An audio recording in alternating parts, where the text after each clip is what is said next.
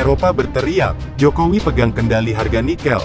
Hingga Indonesia untung 2.600%. Bisa mengambil peluang dan kesempatan yang ada. Baik itu mengambil pasar-pasar baru, yang peluang itu telah hari ini telah terbukti diambil kesempatan itu dengan baik oleh SDM Indonesia yang memiliki kualifikasi yang sangat baik untuk produk ekspor. Hati-hati, produk ekspor itu akan berkompetisi dengan produk-produk lain dari negara-negara produsen. Jadi bukan hanya sendirian di pasar, tetapi bersaing.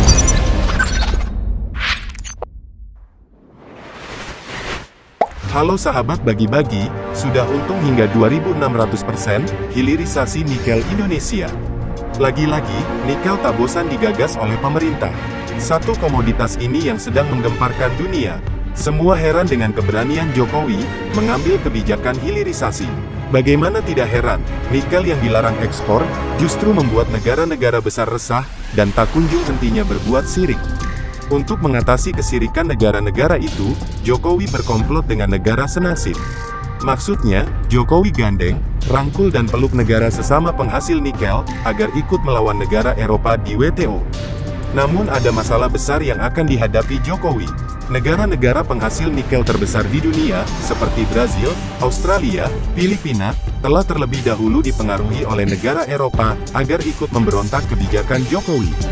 Perlakuan Uni Eropa ini membuat masyarakat Indonesia kesal dan membawa kebencian pada negara tersebut. Sahabat bagi-bagi, Indonesia memiliki cadangan harta karun dari berbagai komoditas, salah satunya nikel. Bahkan, cadangan nikel di dalam negeri menjadi yang terbesar di dunia. Inilah sebabnya, negara Eropa menggugat kita di WTO, bahkan bisa jadi, negara Eropa akan menjajah kita lagi untuk merebut semua kekayaan alam Indonesia. Namun, sejalan dengan permintaan yang meningkat, persediaan nikel diramal akan cepat habis. Maka dari itu Presiden Jokowi telah membuat kebijakan menyetop 100% nikel Indonesia. Karena dengan di-stopnya nikel Indonesia, pasokan dunia akan turun sampai 60%. Inilah strategi Jokowi yang bikin negara-negara besar dak-dik-dukser. Nikel adalah salah satu bahan yang sangat penting bagi perindustrian di dunia. Jumlah cadangan nikel RI tercatat mencapai 72 juta ton. Jumlah ini mencapai 52% dari total cadangan nikel dunia. Menyusul Indonesia, ada Australia dengan cadangan nikel mencapai 15%. Lalu Brazil 8%, Rusia 5%, dan gabungan sejumlah negara lainnya, seperti Filipina, China, Kanada, dan lainnya 20%. Umur cadangan biji nikel Indonesia disebutkan bisa mencapai 73 tahun. Bayangkan 73 tahun lagi Indonesia akan meraup keuntungan yang sangat besar. Ini akan menjadi modal besar Indonesia untuk menjadi negara dengan ekonomi pertama paling besar di dunia. Ini bukan tidak mungkin bagi Indonesia, semua komoditas punya, bahkan sampai negara-negara Eropa melirik dengan tajamnya. Sahabat bagi-bagi, maka dari itu, untuk membuat suatu kekuatan, agar Indonesia tidak ditindak di internasional, Jokowi perlu membuat komplotan agar saling bela saat ada negara tengil menyerang. Salah satunya adalah Rusia, karena Rusia sama-sama penghasil cadangan nikel besar di dunia, setelah Indonesia. Lewat Menteri Investasi, yaitu Bahlil Lahadalia, Jokowi akan membuat aliansi ekonomi baru bersama penghasil nikel terbesar di dunia, salah satunya adalah Rusia. Aliansi ini akan berbentuk seperti organisasi OPEC milik Timur Tengah. Bahkan Bahlil menyampaikan, sudah ada komunikasi yang terjalin di antara negara-negara penghasil nikel di dunia.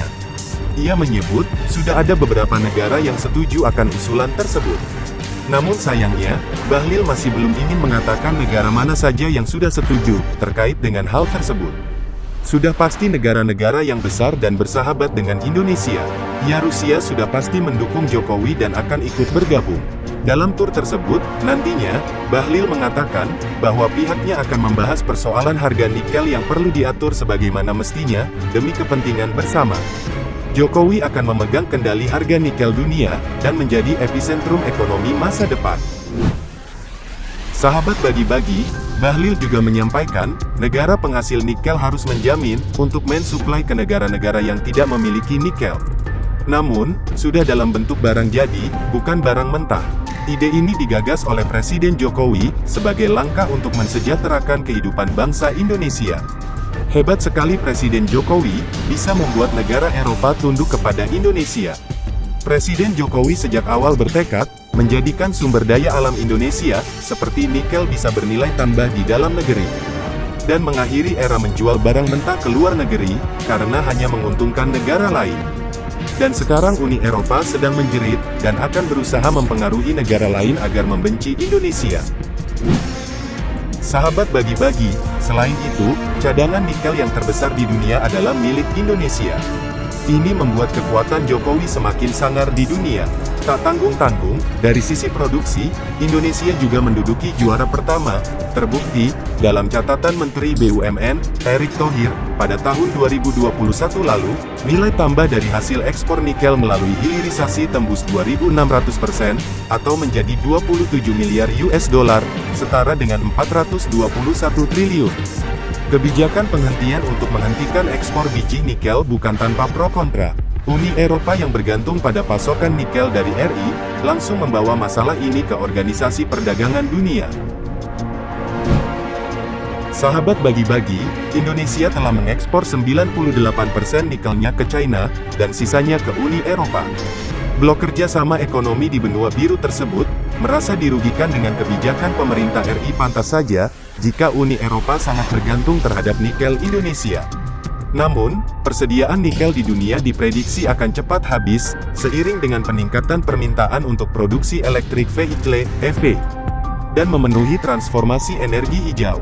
Berdasarkan analisis dari International Energy Agency, IEA, pada risetnya, bahwa Filipina diprediksikan akan kehabisan biji nikel pada awal 2030. Karena nikel adalah sumber daya alam yang terbatas. Dampaknya diproyeksikan, akan berimbas pada China sebab Filipina merupakan importir terbesar bagi negeri tirai bambu tersebut. Pas sekali dengan adanya hal itu, ini menjadi kesempatan Indonesia untuk menggantikan Filipina sebagai eksportir terbesar China. Tentunya dengan barang jadi milik Indonesia. Maka dari itu, meski Indonesia dapat meraih untung yang sangat luar biasa, dari produksi dan ekspor olahan nikel, para pelaku industri dan pemerintah harus tetap memperhatikan persediaan nikel dalam negeri, guna memastikan persediaan mencukupi di tengah permintaan yang meningkat, sehingga harga nikel dunia tidak melambung terlalu tinggi, dan mengganggu perwujudan target net zero emission, dan transformasi energi hijau yang lebih ramah lingkungan. Sahabat bagi-bagi, bagaimana menurut kalian? Apakah Jokowi, dengan masa jabatan yang tinggal 2 tahun bisa menyelesaikan misi besar ini? Silakan tinggalkan pesan buat pemerintah Indonesia di kolom komentar. Jangan santuy terus, mari kita barbar. Merdekalah kita seutuhnya, merdeka!